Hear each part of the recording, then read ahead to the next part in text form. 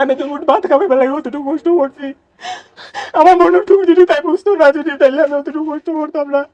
আমি 500 টাকা ইনকাম করি, তারপরে আমি যতটুকু পারি তাই আমি খাই। ও এরপর আমার অতটুকু কষ্ট দিয়ে গেল। আজ আমার মা বিদেশ থেকে এসে আমার মানে পর্যন্ত দেখতে পারে না। আমার বোনে বিয়া করে দিতে, আমার বোন পর্যন্ত দেখতে পারে না।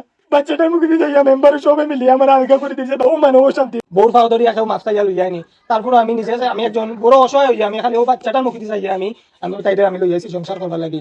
তাই আমার আগর দিন আমার কইছে রাই তুই যদি আমার না যাইবার যাস তাহলে তোর গলা কাটিয়ে দিমু গিয়া। জুমানো মাঝে অন গেছিলাম কি আইয়া দেখি দুয়ার মানে কুলিয়া অবস্থা অঙ্কর আমার দেখি আমার বড় রাস্তা এলোমেলো কোনটাও নাই। দুইটা আংটি আতর বেসলা গোলার চেনটাও পর্যন্ত খোলা আসলো। যেহেতু আমি রাজমিস্ত্রিতে কাজ করি তখন আমি তুই তাপিন আমার কোনো প্রশ্ন হয় না।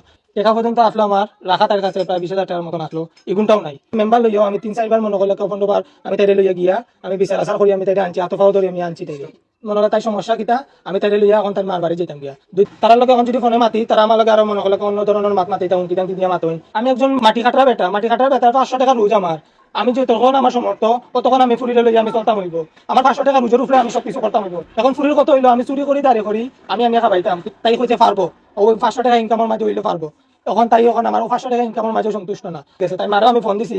ফোন দিয়া মায়ে কইছে কিতা অশ্লীল ভাষা আমার লগে অনেক মানে গালিগালাজ করছে। আমি বলে খানি কুড়াকি দেই না বলে তো বলে মানে নানান অত্যাচার বলে করি। তুইটা যদি আমি অত্যাচার করিয়া থাকি তোমরা ফুরি বিচার চাইতে গেলে তোমরা ফুরি এলাকার বিচার দাও আনিয়া দাঁড়াও। আমার দোষ থাকলে আমার দোষ আমার বিচার গরম মাঝে করুক। তাই যে এরকম কাজ করছে যেন আর কোনো মেয়ে করতে পারে না। আমার জীবনটা তো একবারে ধ্বংস করে দিয়েছে। তাই গেছে সো ইচ্ছা তাই ইচ্ছা গেছে। আমি কোনো মাইদুর করিয়া করতে কি বা করছি না। আমি সংসার করতে আগ্রহী আছি।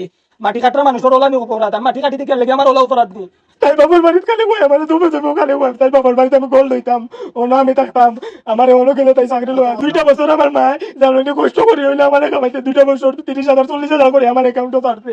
ও আমি তাই লইয়া খাইছি সব পুরো আমি পূরণ করে দিছি। তাই আমার ঘরের মাঝে সোফা আসলো সবকিছু আসলো তাই নিয়া আমার কইছে কিতা ঘরের সুন্দর আগে হয়েছে যত সুন্দর ঘরের মালপত্র কিনবো।